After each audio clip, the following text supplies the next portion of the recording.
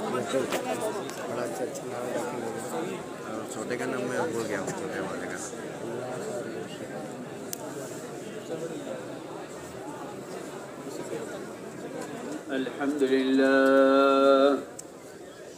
الحمد لله نحمده ونستعينه ونستغفره ونؤمن به ونتوكل عليه ونعوذ بالله من شرور أنفسنا ومن سيئات أعمالنا من يهد الله فلا مضل له ومن يضلله فلا هادي له ونشهد أن لا إله إلا الله وحده لا شريك له ونشهد أن سيدنا ونبينا ومولانا محمدا عبده ورسوله صلى الله تعالى عليه وعلى آله وصحبه وبارك وسلم تسليما كثيرا كثيرا.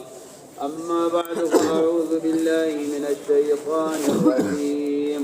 بسم الله الرحمن الرحيم.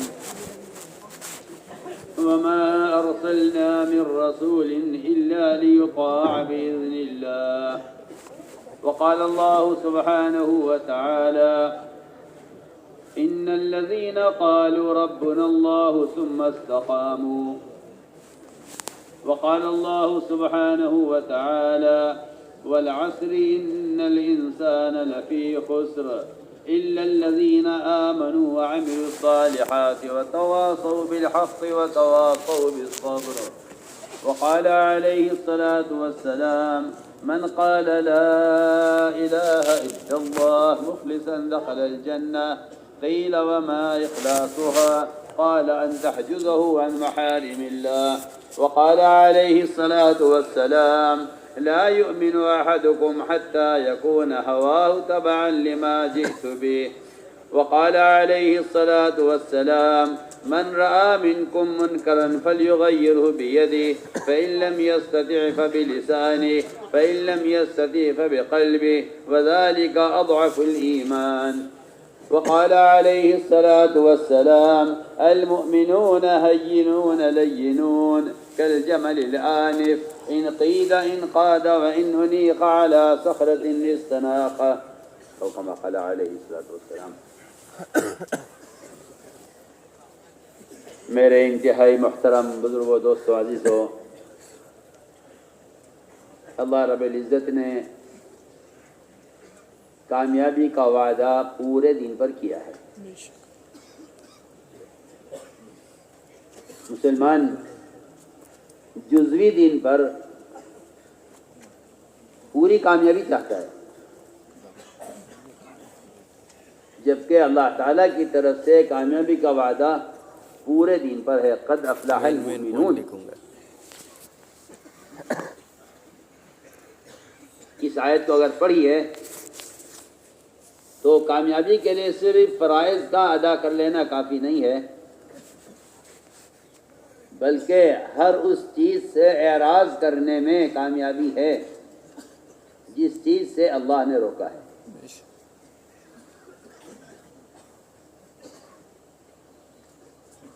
اس میں نماز اور اس میں تمام لغویات سے مکمل تمام لغویات کا بائیکاٹ کرنا پڑے گا آپ کو کامیاب ہونے کے لیے. الذين هم في صلاتهم خاشعون والذين هم عن اللغو معرضون. اس آیت پر غور کیا جائے کہ جو لوگ لغویات میں پڑ جائیں گے ان کی صلاحیتیں، ان کا مال، وہ بجائے اللہ تعالیٰ کے بتلائے ہوئے مصارف پر خرچ ہونے کے ان کی جان، ان کا مال اللہ تعالیٰ کے احکام کے خلاف استعمال ہوگا. آخر میں فرمایا ہے وَالَّذِينَ لِلزَّكَاةِ فَاعِلُونَ. عجیب بات ہے کہ نماز کے ساتھ زکوٰۃ کا ذکر ہونا چاہیے تھا، لیکن نماز کے بعد زکوٰۃ کا ذکر نہیں کیا. جہاں فلاح کی بات ہو رہی ہے وہاں نماز کے ساتھ زکوٰۃ کا ذکر نہیں ہے. نماز کے ساتھ ذکر ہے اس کا الذين هم في صلاتهم خاشعون والذين عن اللغو معرضون والذين هم للزكاة فاعلون والذين هم لفروجهم حافظون.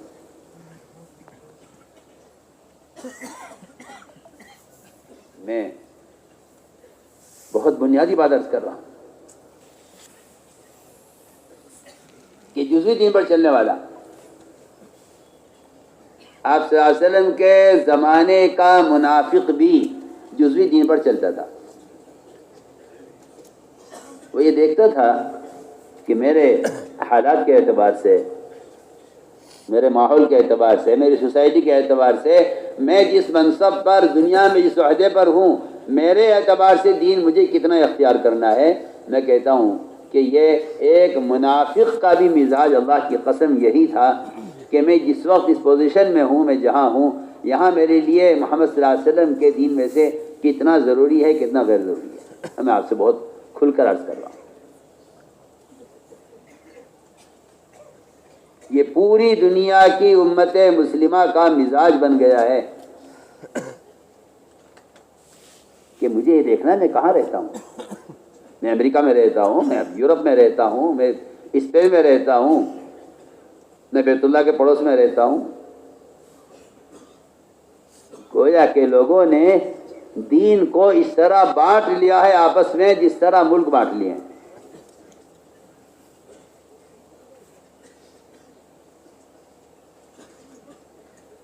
آپ دیکھیے،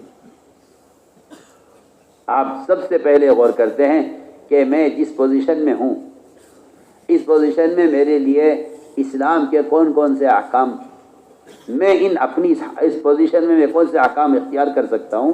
میں کہتا ہوں آپ سے کھل کر کہ اللہ نے منافقین کا قرآن میں بالکل یہی حال بیان کیا ہے، بالکل خدا کی قسم یہی حال بیان کیا.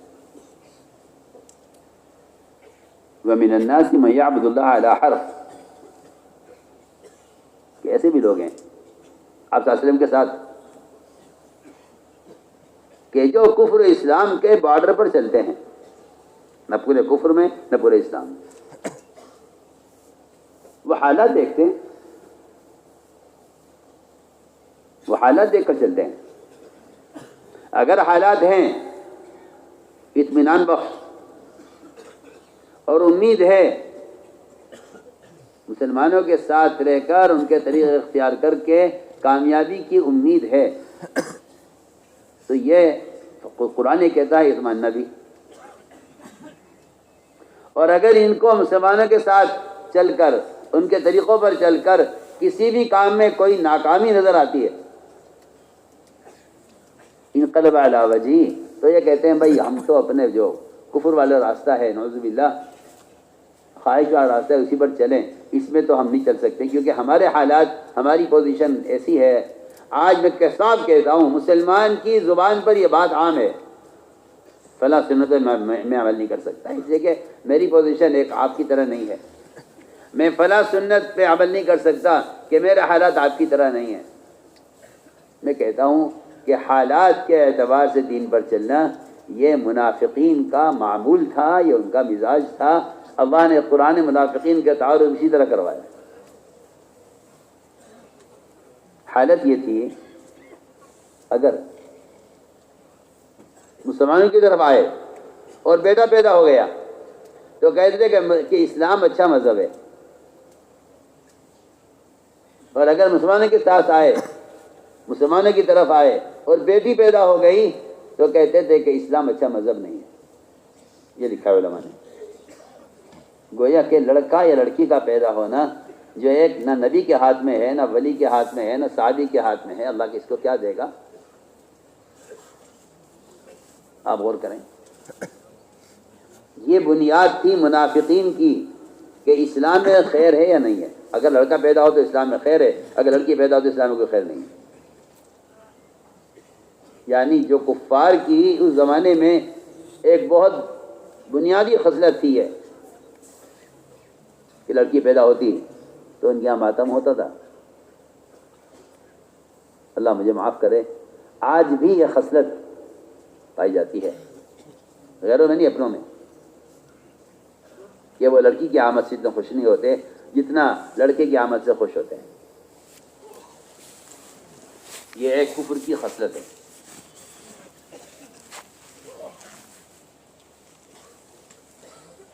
حالانکہ اللہ تعالیٰ نے قرآن میں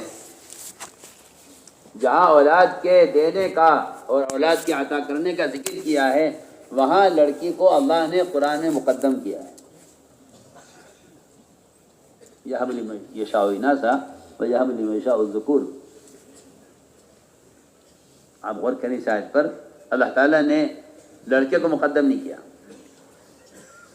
مسلمانوں کے اندر سے اس بات کو ختم کرنے کے لیے کہ تم یہ مت سمجھنا کہ لڑکا ہو تو بہتر ہے، یہ کفر کی خصلت ہے، مسلمان کے اندر یہ نہیں.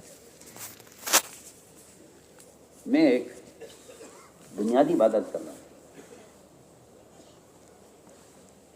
کہ مسلمان کا کسی ملک میں، کسی شہر میں، کسی گاؤں میں، کسی آبادی میں یہ سوچنا کہ میرے حالات کے اعتبار سے میرے لیے دین کے کون کون سے احکام ہیں، میں کہتا ہوں بالکل یہ سوچ مسلمان کی، یہ سوچ ایمان کے خلاف ہے، نفاق کے مطابق ہے.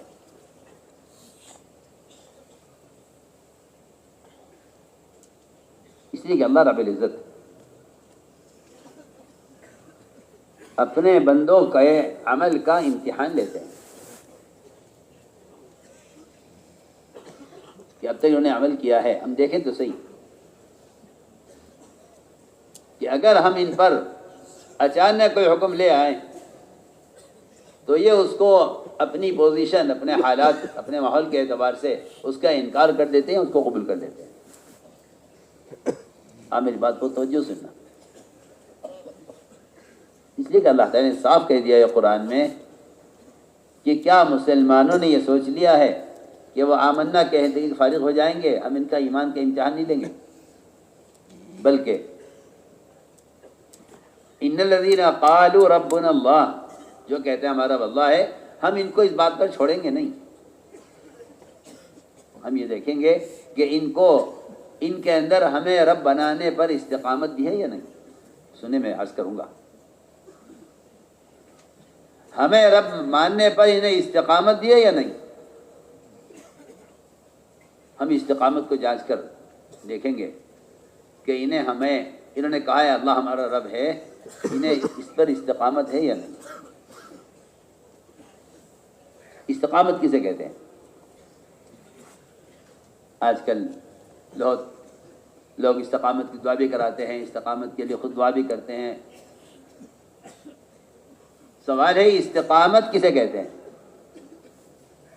میں جو پہلی بات عرض کی تھی وہ یہ بھی کہتا ہوں کہ استقامت پورے دین پر چلنے کو کہتے ہیں. جو مسلمان پورے دین پر نہیں چل رہا ہے اس کو استقامت حاصل نہیں ہے. اس لیے کہ اللہ نے فرمایا ہے وَأَنِ اعْبُدُونِي هَذَا صِرَاطٌ مُسْتَقِيم، کہ صراط مستقیم یہ ہے کہ تم میرے علاوہ میرے غیر کی بات نہیں مانو گے. یہ صراط مستقیم ہے.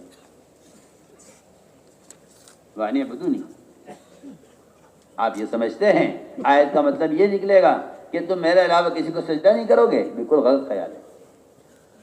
اس لیے کہ عبادت صرف نماز اور سجدے کو نہیں کہتے. عبادت اللہ تعالیٰ کی فرما برداری کو کہتے ہیں، جس کا ایک عمل، جس کا ایک حصہ نماز ہے. بالکل واضح بات کر رہا ہوں. اللہ تعالیٰ کی اطاعت کا نام عبادت ہے، جس کا ایک جز نماز ہے. تو فرمایا کہ وَأَنِ اعْبُدُونِي هَذَا صِرَاطٌ مُسْتَقِيم. کوئی اگر جاننا چاہتا ہے کہ صراط مستقیم کیا ہے تو صراط مستقیم اللہ تعالیٰ کی کامل عبادت،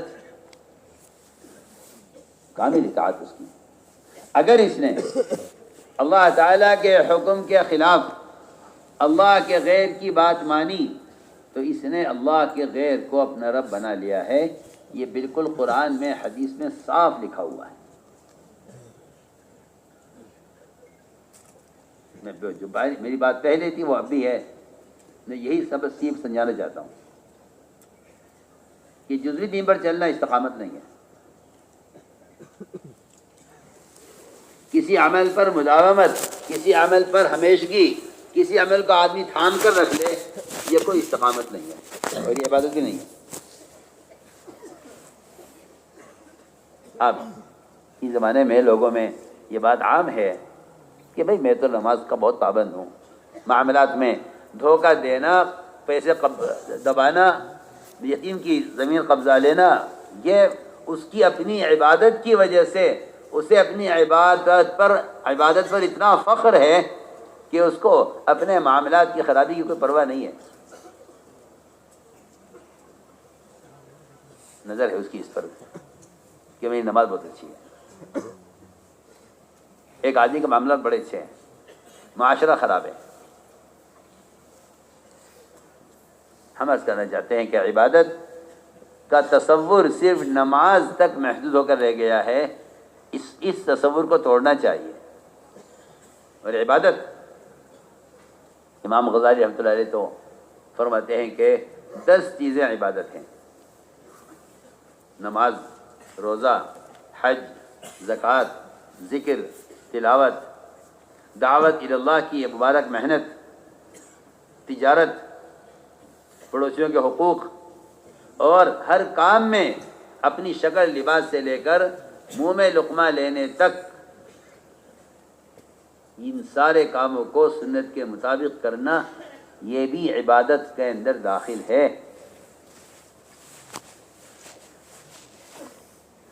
ورنہ ان میں سے کسی ایک عمل کا چھوٹ جانا یا غیروں کے طریقے پر چلا جانا، یہ ایسا دین کو ناقص کر دے گا جیسے ایک رکعت کا چھوٹ جانا یا ایک سجدے کا چھوٹ جانا نماز کو ناقص کر دیتا ہے.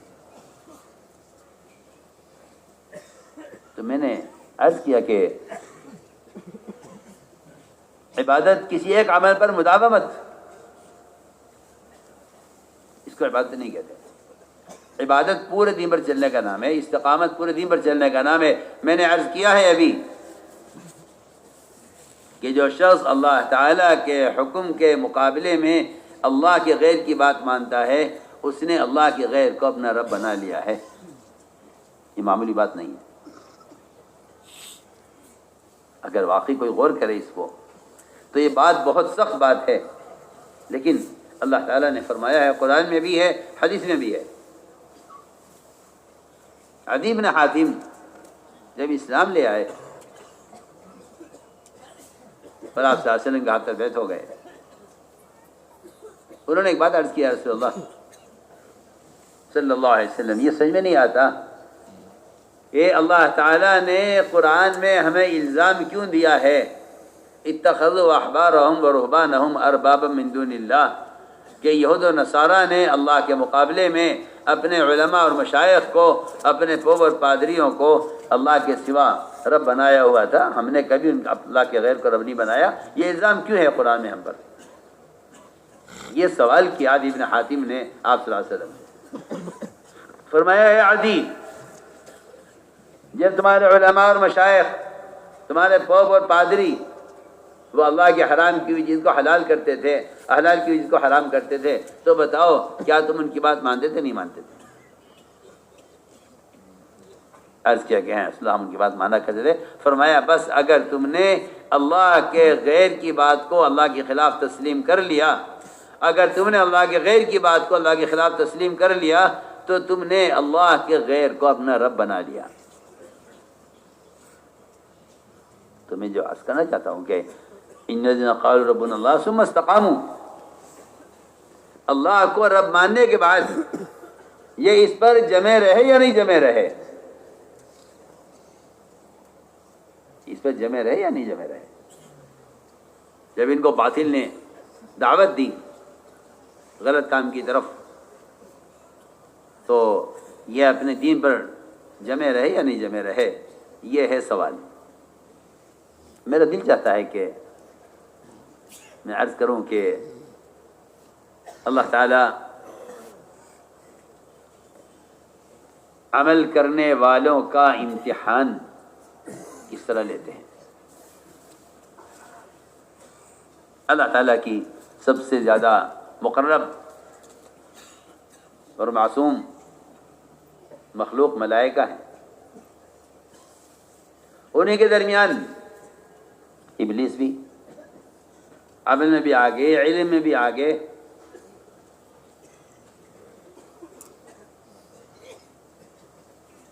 سوال اس کا نہیں ہے کہ آپ کیا کر رہے ہیں، سوال اس کا ہے کہ آپ کے اب تک کے عمل سے آپ کے اندر تکبر پیدا ہو رہا ہے یا تواضع پیدا ہو رہی ہے. میری بات بہت دھیان سے سننا. ایک سوال ہے، اس لیے کہ اقیم الصلاۃ لذکری، نماز قائم کرو میری یاد پیدا کرنے کے لیے۔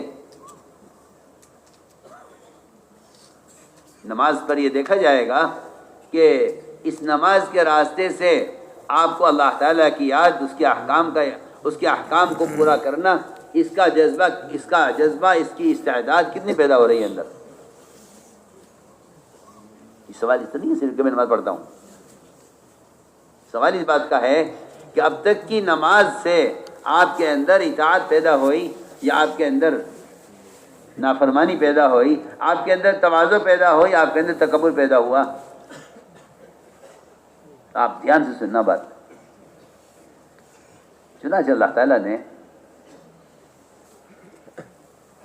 فرشتوں کا امتحان لیا اور حکم یہ دیا اللہ نے تمام ملائکہ کو کہ آدم کو سجدہ کریں۔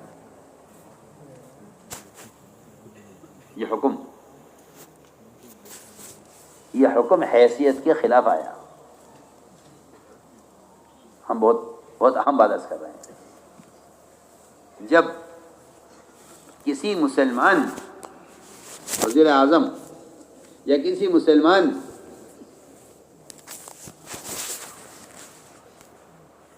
عہدے دار یا کسی مسلمان مالدار یا کسی مسلمان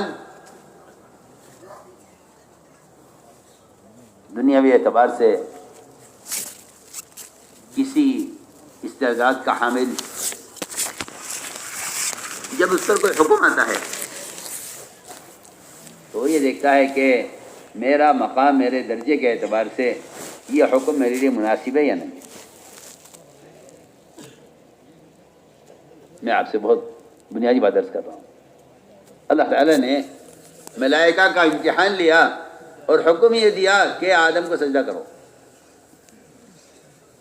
سب نے سجدہ کیا، اللہ کا امر تھا۔ آدم نے سجدے سے انکار کر دیا، ابا واستکبر، انکار کیا، اور انکار بھی کیا بڑائی کے ساتھ کہ میں سجدہ نہیں کروں گا۔ دیکھیں، میں نیا ہوں، میں پرانا ہوں، یہ نئے ہیں، میں آگ سے ہوں، یہ مٹی سے ہیں، میں ادنا کے سامنے جھکوں، یہ میں نہیں کر سکتا۔ سوال یہ ہے کہ اب تک کی عبادت سے اندر کبر پیدا ہوا ہے یا تواضع پیدا ہوئی ہے؟ ہم اس کا امتحان لینے کے لیے جو حکم لائیں گے وہ حکم آپ کی حیثیت کے خلاف لائیں گے، حکم حیثیت کے خلاف لائیں گے۔ چنانچہ اللہ تعالیٰ نے حکم دیا، آدم کو سجدہ کیا سارے ملائکہ نے، لیکن ابلیس نے سجدے سے انکار کر دیا۔ کیا وجہ ہے؟ وجہ اندر کبر کی ہے کہ اندر یہ بڑائی پیدا ہو گئی کہ میں جس درجے کا عابد ہوں اور میں جس درجے کی عمل کرنے والا ہوں، میں اپنے علاوہ سے افضل ہوں، میں ان سے بہتر ہوں، میرا ان کی طرف جھکنا یہ میرے لیے مناسب نہیں ہے۔ میں کہتا ہوں آج بھی یہی بات ہے، اللہ مجھے معاف فرمائے، آج بھی یہی بات ہے کہ جب اللہ تعالیٰ کا کوئی حکم آتا ہے تو مسلمان یہ سوچتا ہے کہ میرے اعتبار سے اس حکم کا پورا کرنا، لوگ کیا کہیں گے دیکھ کر کہ بھائی اچھا آپ بھی کر رہے ہیں، آپ کے لیے مناسب نہیں ہے۔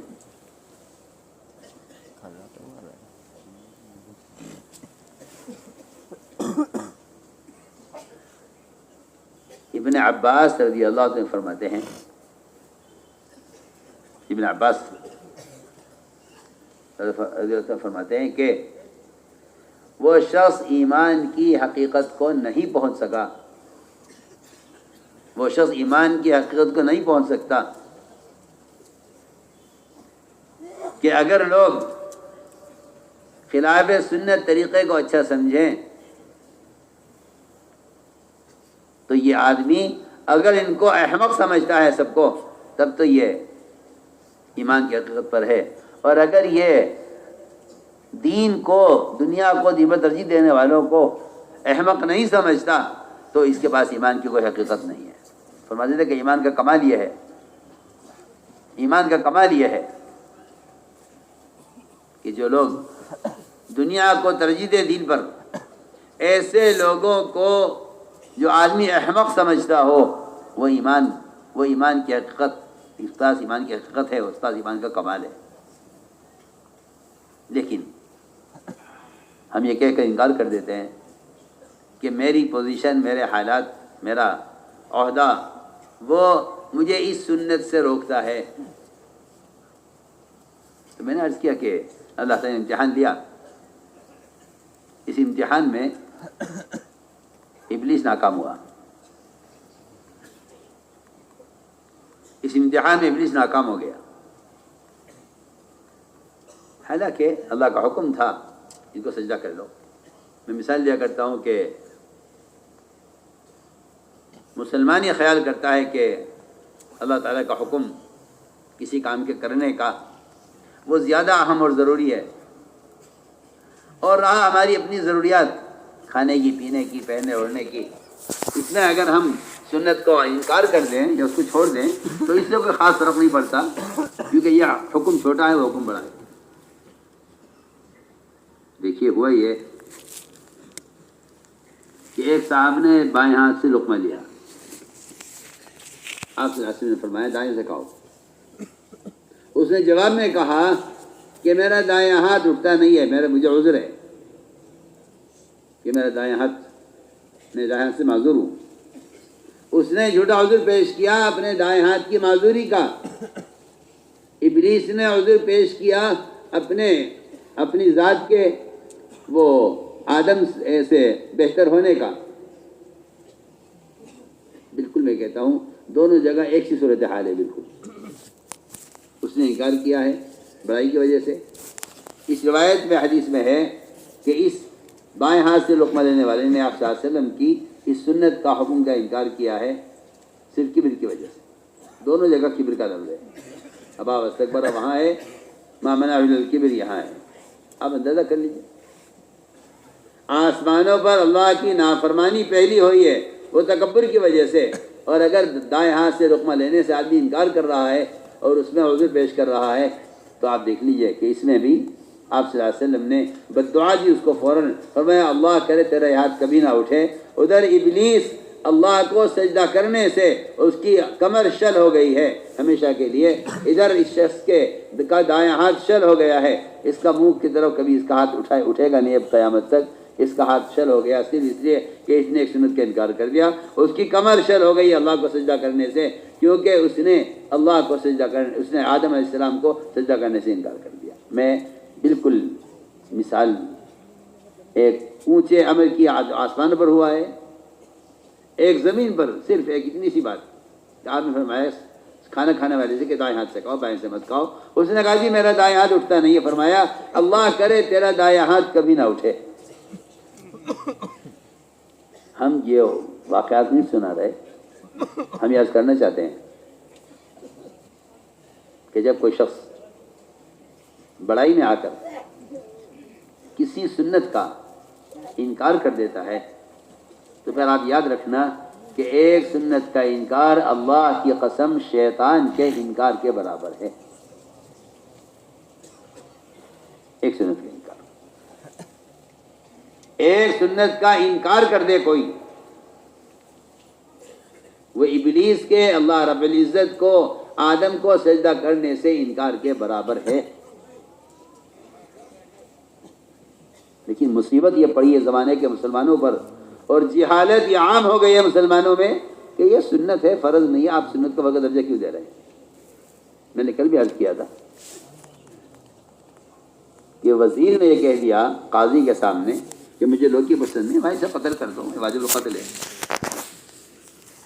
یہ سنت کے مقابلے میں بڑائی دکھلاتا ہے. ایسی میں کہتا ہوں بہت سنتیں ہیں جن کو کسی مسلمان کو 2 پیسے مل جائیں یا اسے کسی گلی کا کیچڑ صاف کرنے کے لیے میئر بنا دیا جائے تو یہ کہتا ہے کہ میرے عہدے کے اعتبار سے یہ سنت مناسب نہیں ہے میرے لیے. تو میں تو حیران ہوں کہ اس سے بڑی شیطانیت کیا ہوگی، اس سے بڑی شیطانیت کیا ہوگی کہ یہ اپنے عہدے منصب اور اپنی مالی حیثیت کی وجہ سے یہ کہہ دے کہ یہ سنت میرے لیے مناسب نہیں ہے، میں کہتا ہوں کہ اس سے بڑی محرومی کیا ہوگی۔ چنانچہ ابلیس نے سجدہ کرنے سے انکار کر دیا، اللہ تعالیٰ نے اس کو راندہ درگاہ کر دیا۔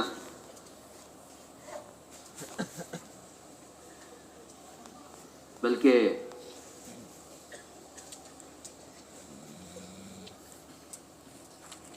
موسیٰ علیہ السلام جب جانے لگے کوہ طور پر، تو ابلیس نے موسیٰ علیہ السلام سے کہا کہ آپ اللہ سے ملاقات کریں گے اور آپ کا اللہ سے مکالمہ ہوگا، آپ میرے لیے اللہ سے سفارش کر دیں کہ میں اپنے گناہ سے توبہ کرنا چاہتا ہوں، میں اپنے گناہ سے توبہ کرنا چاہتا ہوں، مجھے معاف کر دیں۔ آپ سفارش کر دیں اللہ کے یہاں۔ سفارش کرنے گئے موسیٰ علیہ السلام اللہ تعالیٰ کی طرف کہ جی ابلیس اس ایک مدت کے بعد آپ سے توبہ کرنا چاہتا ہے۔ فرمایا اللہ نے فرمایا کہ وہ توبہ کرنا نہیں چاہتا، کہ نہیں، اس نے مجھ سے وعدہ کیا ہے کہ اللہ اس کو معاف کر دے، معافی چاہ رہا ہے۔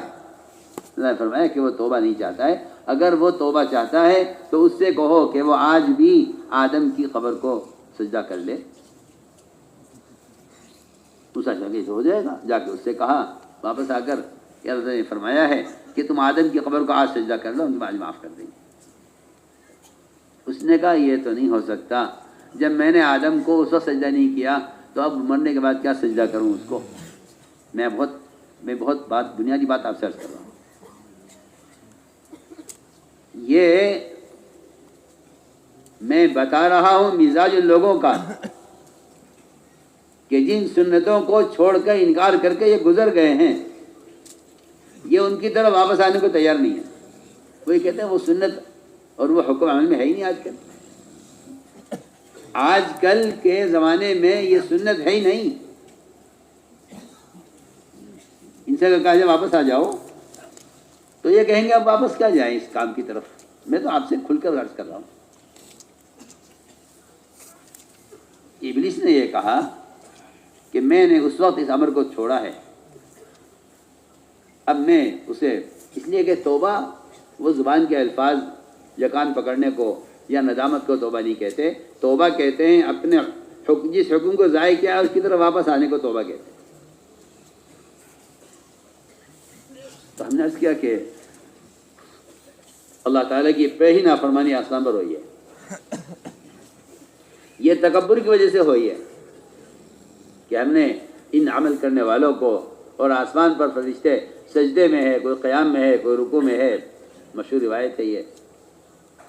آسمان فرشتوں کے بوجھ اور ان کی کثرت کی وجہ سے چڑچڑاتا ہے، اتنا مضبوط آسمان، ان کی عبادت کا اور ان کی کثرت کا بوجھ ہے۔ ایک انگلی کی جگہ بھی بارش کی جگہ خالی نہیں آسمان پر جہاں کوئی فرشتہ عبادت میں مشغول نہ ہو۔ اللہ تعالیٰ نے آزمایا، یہ آزمائش میں سب سے زیادہ عمل کرنے والا ابلیس، وہ اس امتحان میں ناکام ہو گیا کہ اس نے اللہ کے امر کو اپنی حیثیت کے اعتبار سے غور کیا کہ میری حیثیت کے اعتبار سے اس امر کا میں پورا کروں نہ کروں۔ اس لیے ہم نے عرض کیا کہ حسد یہ اطاعت سے روک دیتا ہے۔ شیطان کو، ابلیس کو ابلیس بنانے کا جو سب سے بنیادی سبب ہے وہ حسد ہے کہ آپ نے انہیں یہ چیز کیوں دی ہے۔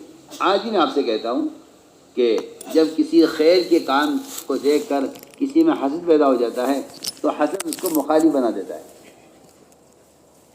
حسد اس کو مخالف بنا دیتا ہے، حسد مخالف بنا دیتا ہے کہ حسد کی وجہ سے انکار کر دے گا حق کا۔ بہت سے مشرکین ایسے تھے جو حضور اکرم صلی اللہ علیہ وسلم کو جان گئے تھے، مان گئے تھے، لیکن حسد نے ایمان لانے سے روکے رکھا۔ بہت سے مشرکین ایسے تھے جو جانتے تھے کہ قرآن آسمانی کتاب ہے، لیکن حسد نے ان کو اس کو قبول کرنے سے روک دیا، اور یہ کہا انہوں نے کہ قرآن تو طائف مکی کے بستی کے کسی پر سزا کو دی جاتی۔ حسد نے شیطان کو سجدے سے روکا ہے. حسد پہلا قتل ہوا زمین پر، دنیا میں پہلا قتل زمین پر ہوا ہے وہ حسد کی وجہ سے ہوا ہے. کیونکہ حسد آدمی کو اطاعت سے روک دیتا ہے. حسد اطاعت سے روک دیتا ہے. فرمایا کہ سب سے پہلا امتحان یہ ہوا کہ ابلیس نے حسد کی وجہ سے سجدہ کرنے سے انکار کر دیا. کہا انا خیر من کے، ان سے بہتر ہوں. اللہ تعالیٰ اسی طرح اپنے بندوں کا بھی امتحان لیتے ہیں. اللہ بندوں کا امتحان لیتے ہیں. اللہ اس طرح اپنے بندوں کا بھی امتحان لیتے ہیں. پہلے امتحان ملائکہ کا میں نے عرض کیا ہے. دوسرا امتحان انبیاء علیہ السلام کا ہوتا ہے کہ ہم دیکھنا چاہتے ہیں کہ یہ ہمارے حکم کو پورا کر دیتے ہیں یا ہمارے حکم کو پورا کرنے میں انہیں کوئی تردد ہے. کہ اللہ تعالیٰ نے ابراہیم علیہ السلام کو بہت سی صفات کے اندر آزمایا. ابراہیم علیہ السلام نے پوری کر کے دکھلا دی. اللہ تعالیٰ نے ان کو ملت کا امام منتخب کر لیا.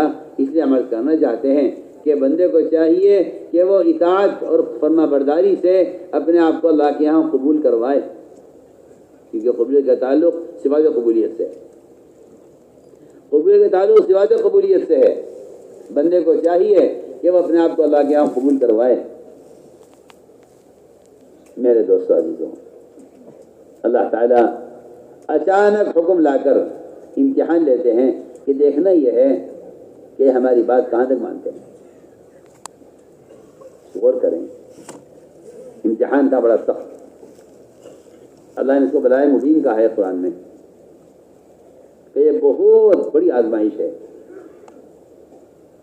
انبیاء علیہ السلام اللہ سے اولاد چاہتے ہیں، اولاد چاہتے ہیں اللہ تعالیٰ سے اس دین کی حفاظت کے لیے جو دین کی امانت اللہ کے یہاں سے لے کر آئے ہیں. زکریا علیہ السلام کی عمر 120 سال کی، بیوی کی عمر 90 سال کی. بالکل بیوی بانجھ ہو چکی ہے اور خود بوڑھے ہو چکے ہیں، ہڈیاں کھل چکی ہیں. 120 سال کی عمر ہے. فرمایا اے اللہ مجھے اس دین کی امانت کی حفاظت کے لیے اولاد چاہیے. اللہ تعالیٰ نے 120 سال کی عمر میں اور بیوی کے 90 سال کی عمر میں اللہ نے اولاد عطا فرمائی ہے. کیونکہ انبیاء علیہ السلام کا اولاد چاہنا ہم لوگوں کی طرح دنیا کی خواہش یا دنیا کی ضرورت کے لیے نہیں ہوا کرتی تھی، بلکہ وہ اولاد چاہتے تھے دین کی حفاظت کے لیے. ابراہیم علیہ السلام نے بھی اللہ سے اولاد مانگی. اولاد مانگ کر یہ کہا ہے ربنا لیقیموا الصلاۃ، اے اللہ مجھے اولاد چاہیے اس لیے تاکہ یہ دنیا میں تیرے فرائض کو زندہ کریں اور یہ تیرے فرائض کو قائم کریں. اس کے لیے اولاد چاہیے. اللہ نے اولاد دی. اللہ نے اولاد دی. جب اولاد کسی قابل ہو گئی اور بعض کاموں میں باپ کا تعاون کرنے کے لائق ہو گئی تو اچانک حکم آیا کہ اس کو ذبح کرو. آپ غور کریں، یہ امتحان ہے. میں آگے عرض کروں گا. امتحان ہے کہ اولاد کو ذبح کرو. فوراً حکم ملتے ہی کہا کہ میں نے خواب میں دیکھا ہے. نبی کا خواب وہی ہوتا ہے کہ میں نے خواب میں دیکھا ہے کہ اللہ کا حکم ہے، آپ کو ذبح کر رہا ہوں. فرمایا کہ بیٹے اس بارے میں تمہارا کیا خیال ہے؟ فنظر ماذا ترى، اپنے بارے میں خود غور کرو. بیٹے نے کہا افعل ما تؤمر، آپ کو جو حکم دیا گیا ہے پورا کیجیے. آپ تو مامور ہیں، آپ پوچھ کیوں رہے مجھ سے کہ میرا کیا خیال ہے؟ میرا کیا خیال ہوتا؟ اللہ کے جو امر آپ کے لیے امر میرے لیے ہے. افعل ما تؤمر، آپ کو جو حکم دیا گیا آپ اس کو پورا کیجیے. ابراہیم علیہ السلام نے اس حکم کو پورا کر کے دکھلایا ہے. اللہ تعالیٰ کا نظام یہ ہے کہ جو قربانیاں پچھلے لوگوں نے دی ہیں، اگر تم ان کے طریقے ان کی ملت کو اختیار کرو گے تو تم میں آئندہ اس سے زیادہ قربانی دینے والا عملہ تیار ہوگا. اور اگر تم نے ان کے عمر کو ضائع کر دیا ہے اور ان کی قربانی کی تم نے قدر نہیں کی ہے تو بعد کے آنے والے وہ ان کے راستے پر نہ ہونے کی وجہ سے وہ اس قابل نہیں ہوں گے کہ اللہ تعالیٰ ان سے دین کا کام لے۔ میں اس کی مثال عرض کرنا چاہتا ہوں۔ ابراہیم علیہ السلام نے اللہ کے حکم پر بیٹے کو ذبح کیا، امتحان میں کامیاب ہو گئے، کیونکہ اللہ تعالیٰ کسی امتحان میں بندے کو ڈالتے ہیں تو وہ اس کی چیز کو ضائع نہیں کرنا چاہتے، بلکہ اس کو اس امتحان کی کامیابی پر اس کو اس کا بہتر بدل دینا چاہتے ہیں۔ عجیب بات ہے کہ ابراہیم علیہ السلام نے بیٹے کو ذبح کیا۔ آپ صلی اللہ علیہ وسلم کی سفر معراج میں جب ملاقات ابراہیم علیہ السلام سے ہوئی تو وہ ایک درخت کے نیچے بہت سارے بچے لیے بیٹھے تھے، لا تعداد، بے شمار، اور اتنا گھنا اور اتنا لمبے سائے کا درخت تھا وہ کہ جس کے نیچے سارے بچے جمع تھے۔ پوچھا آپ صلی اللہ علیہ وسلم نے کہ یہ کون ہیں اور یہ بچے کیسے ہیں؟ کہا کہ ابراہیم علیہ السلام ہیں، انہوں نے اللہ کے نام پر ایک بیٹے کو قربان کیا تھا، وہ بھی قربان نہیں ہوا تھا، اللہ تعالیٰ نے چھری کو حکم دیا تھا کہ وہ کاٹے گی نہیں، اور اس کے بدلے میں اللہ نے میٹھا فوراً جنت سے بھیج دیا تھا۔ اللہ نے فرمایا کہ یہ ابراہیم ہیں جنہوں نے اپنے بیٹے کو اللہ کو ذبح کیا ہے۔ پوری دنیا میں جو بچہ مر جاتا ہے بالغ ہونے سے پہلے وہ ابراہیم کو دے دیتے۔ بتاؤ کتنے بچے چاہیے؟ اللہ، تم نے ایک بیٹا ہمارے لیے قربان کیا ہے، وہ بھی ہم نے قربان ہونے نہیں دیا ہے۔ لوگوں کا مزاج ہے یہ، میں کیا آپ سے کہوں، مزاج ہے لوگوں کا یہ۔ اگر میں نے یہ دکان حرام راستے سے لیے چھوڑ دوں گا تو میرا کیا ہوگا؟ اگر میں نے سود سے مال لیا ہے چھوڑ دوں گا تو میرا کیا ہوگا؟ اگر میں نے اس یتیم کا معروف قبضہ کر مکان بنایا ہے چھوڑ دوں گا تو میرا کیا ہوگا؟ یعنی آدمی حرام کو چھوڑنے میں نقصان کا سے اتنا ڈرتا ہے کہ میں نے اگر چھوڑیے تو کیا ہوگا۔ تو میں عرض کر رہا تھا کہ اللہ تعالیٰ نے ملت ابراہیمی کو قیامت تک کے لیے متعین کر دیا اس قربانی پر۔ میں واتبع ملت ابراہیم حنیفا، کہ آپ بھی ملت ابراہیم کی اتباع کیجیے۔ آپ صلی اللہ علیہ وسلم ملت ابراہیمی پر، اے بھائی دھیان سے سنو، بات سے بند کیا کرو، آپ صلی اللہ علیہ وسلم ملت ابراہیمی پر آپ سنیے۔ وہاں تو اللہ نے حکم دیا ابراہیم بیٹے کو ذبح کرو، یہاں آپ صلی اللہ علیہ وسلم نے مدینہ منورہ میں ایک صحابی کو پکڑا، اور ایسے صحابی جو اپنے باپ سے سب سے زیادہ محبت کرنے والے، اپنے باپ کی سب سے زیادہ خدمت کرنے والے تھے، آپ نے اس کو پکڑا، فرمایا اس صحابی سے جاؤ اپنے باپ کا سر کاٹ کر لاؤ۔ اگر وہاں امتحان ہے نبی سے، وہاں اگر نبی کا امتحان ہے کہ بیٹے کو ذبح کرو، تو یہاں بیٹے کا امتحان ہے کہ باپ کو ذبح کرو، اور وہ بھی کسی نبی کا امتحان نہیں ہے، صحابی کا امتحان ہے۔ آپ نے فرمایا روایت میں فلانے آؤ، جاؤ باپ کا سر کاٹ کر لاؤ۔ ایسا کہتے ہیں نا جس طرح کوئی آدمی کہتے کہ جاؤ یہ درخت سے کیلے کاٹ لاؤ یا آم کاٹ لاؤ، فرمایا کہ جاؤ باپ کا سر کاٹ کر لاؤ۔ یہ صحابی سنتے ہی دوڑے فوراً، یہ آپ سے پوچھا نہیں پلٹ کر کیا وجہ ہوئی ہے؟ میں آپ کا حکم پورا کرنے جا رہا ہوں، یہ وجہ بتا دیجیے، میرا دل مطمئن ہو جائے گا کہ ہاں میرے باپ سے غلطی ہوئی ہے۔ میں صرف وجہ معلوم کرنا چاہتا ہوں، مجھے آپ کے حکم سے انکار نہیں ہے، وجہ معلوم کرنا چاہتا ہوں۔ اتنا بھی انہوں نے نہیں کیا، اس لیے کہ نبی کے حکم کی وجہ معلوم کرنے والا آدمی وہ فرما بردار نہیں ہو سکتا۔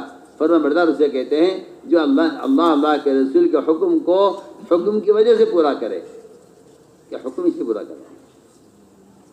میں تو ساتھ سے بحث کرتا ہوں کہ اگر آپ اپنے کلینک کے ڈاکٹر سے یہ پوچھ لیں کہ آپ یہ دوا مجھے کیوں دے رہے ہیں، اس کی کیا وجہ ہے، تو آپ کو پاگل کہے گا کہ آپ کو اس سے کیا مطلب ہے۔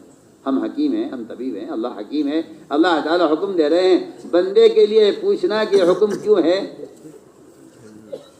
یہ شریعت میں تو کیوں کی گنجائش ہی نہیں ہے نا، کیوں؟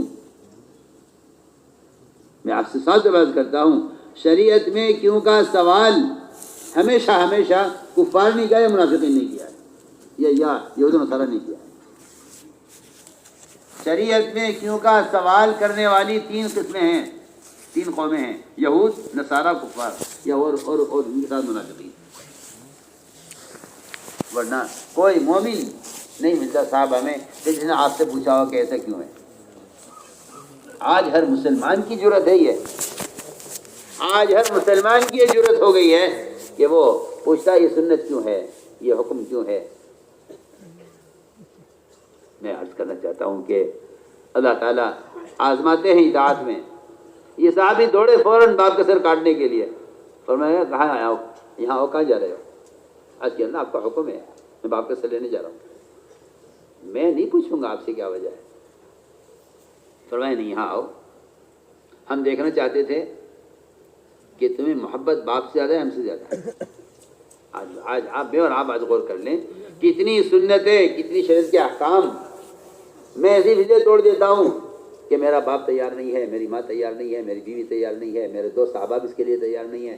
میں ابھی ذہن بنا رہا ہوں، میں ابھی ماحول بنا رہا ہوں، میں ابھی یہ کر رہا ہوں، میں وہ کر رہا ہوں. میں کہتا ہوں کہ یہ سب ٹالنے والی باتیں ہیں، ورنہ اطاعت.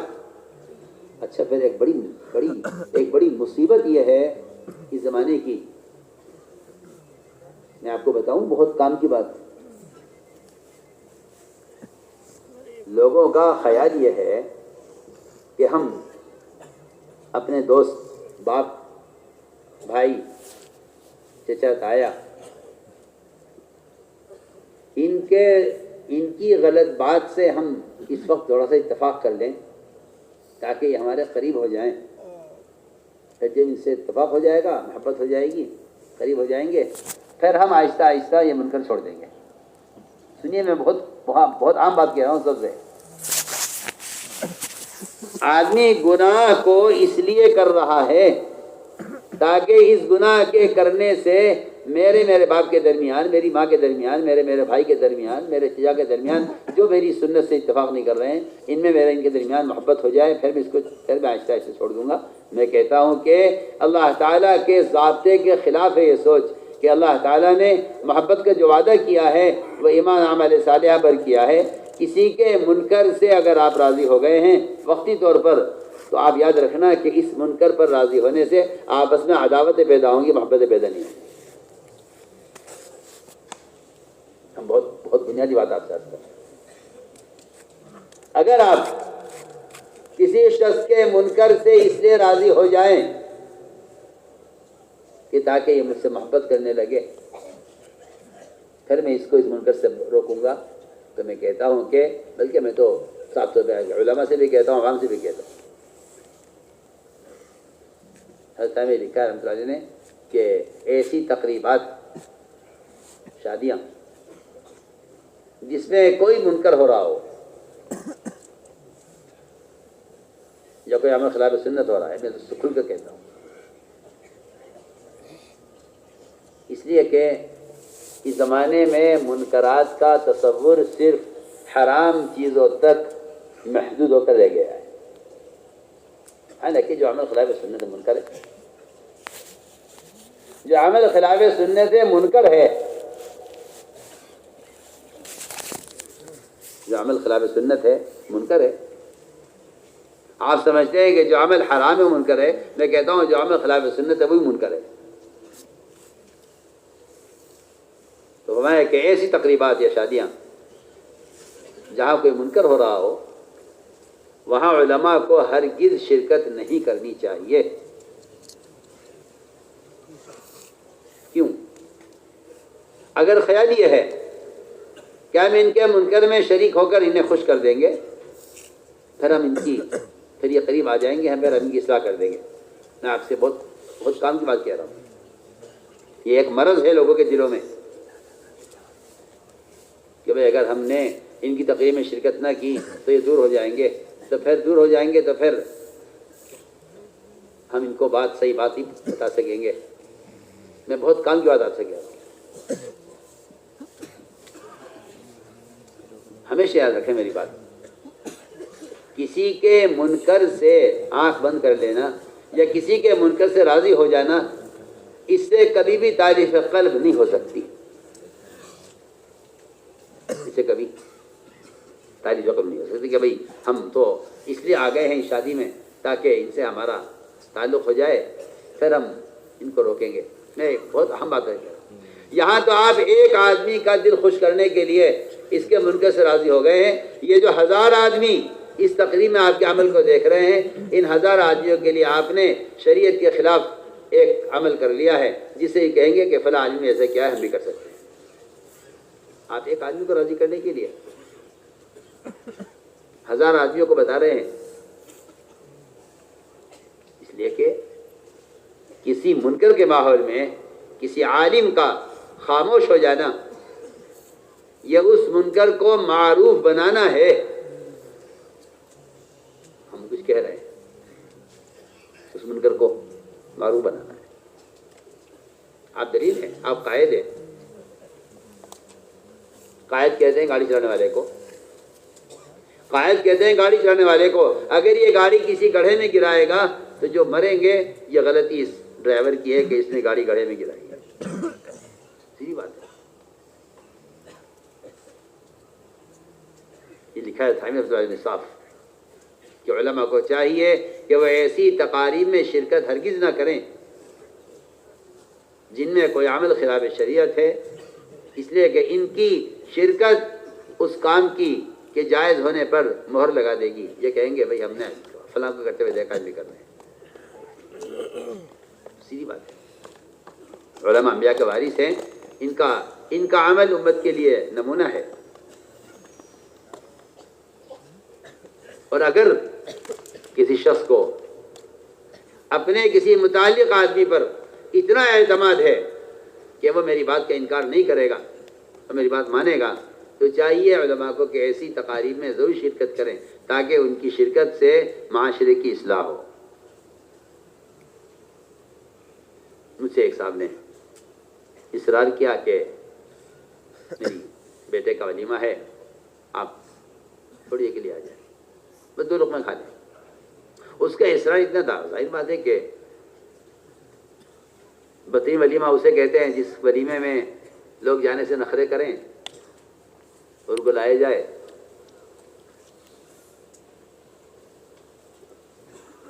تو میں نے دعوت قبول کر لی. میں وہاں گیا تو میں نے وہاں دیکھا کہ لوگ کھانا میز کرسی پہ کھا رہے تھے. میں نے کہا یہ ان کو زمین بیٹھ کھانے کی سنت معلوم نہیں. تو ایک جاہل بولا کہ یہ حرام ہے. میں نے کہا تمہارا دین حرام پر ہی اٹکا ہوا ہے بس. جی ہاں، ایک جاہل بولا کہ یہ حرام ہے. میں نے کہا تمہارا دین حرام پر اٹکا ہوا ہے. ہم نے کہا کہ نہیں، ہم کھانا کھائیں گے دسترخوان لگاؤ زمین پر، اگر کر سکتے ہو تو کرو، ہم واپس جا رہے ہیں. نہیں جی نہیں، ایسا نہیں ہو سکتا. اور ساری اس نے میزیں اٹھوائیں، سب اٹھوائیں باہر، ایک ہنگامہ پوری شادی میں. ٹھیک ہے، کیا بات ہے. اجی ہمارے بعض دوست ہیں جو ناراض ہو جائیں گے. تمہاری اگر اللہ سے دوستی ہوتی تو تم کہتے کہ اللہ ناراض ہو جائیں گے. سیدھی بات ہے. آپ کے ہمارے دوست ہیں ناراض ہو جائیں گے. اگر تمہیں اللہ کے رسول دوستی ہوتی تو تم کہتے میرے 2 دوست ہیں محمد صلی اللہ علیہ وسلم اور اللہ تعالیٰ، وہ ناراض ہو جائیں گے، اس لیے میں معذرت چاہتا ہوں. نہیں، کوئی دوستی ہے نہیں اللہ کے رسول سے.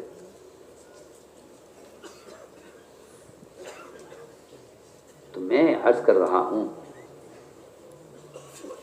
کہ یہ مداہنت ہے اپنے ذاتی تعلقات کو. میں کچھ کہہ رہا ہوں، میری بات توجہ سننا. اپنے ذاتی تعلقات کو اور کسی سے ذاتی محبت کو، اس کو منکر سے روکنے کے لیے استعمال نہ کرنا مداہنت ہے. کہ جی میں تو اس لیے نہیں روک سکا ہوں آپ کو کہ آپ کا میرا ایک تعلق ہے. حالانکہ اس تعلق کا تقاضا یہ تھا کہ تو اپنے دوست کی محبت کو اور اس سے تعلق کو استعمال کرتے اس کو اس غلط کام سے روکنے کے لیے کہ ہماری آپ کی دوستی اس پر ہے کہ آپ یہ کریں.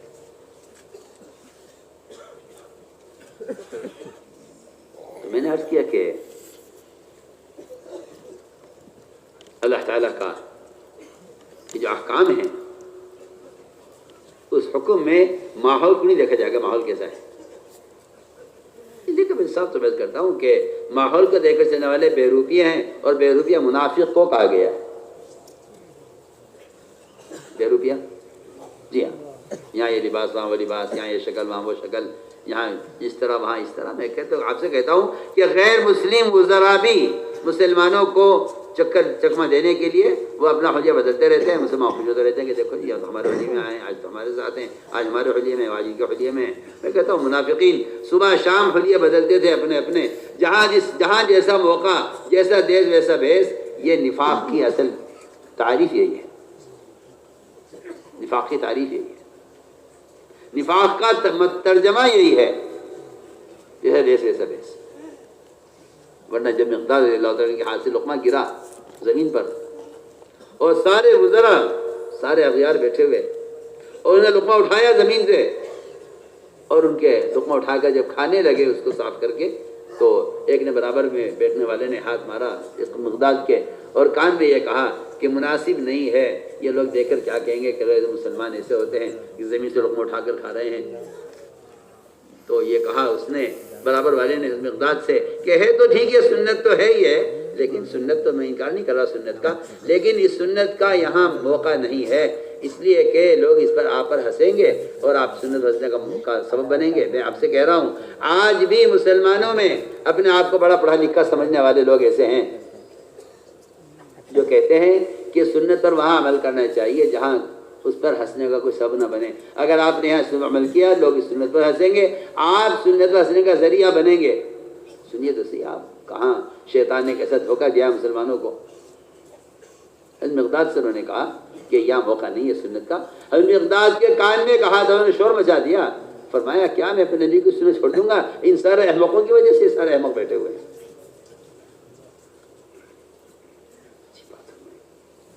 اترک سنت نبی لہا احمقا، یہ احمق بیٹھے ہیں سارے، کیا میں نبی کی سنت کو چھوڑ دوں گا ان کے لیے؟ یہود و نصارہ کا مزاج مسلمانوں میں ایسی تہذیب کے عنوان سے آ رہا ہے کہ انہیں اندھا کر دیا ہے یہ کہہ کر کہ یہ حرام نہیں ہے، یہ ناجائز بھی نہیں ہے، ہاں سنت ہے. عجیب پاگل پن کی باتیں ہیں. ایسا فرماتے تھے جس آدمی کو خلاف سنت طریقہ اچھا لگے اس کے دل میں کفر نے جڑیں پکڑ لی ہیں. آپ کہاں سو رہے؟ اس کے دل میں کفر نے جڑیں پکڑ لی ہیں جس کو خلاف سنت عمل اچھا لگتا ہو.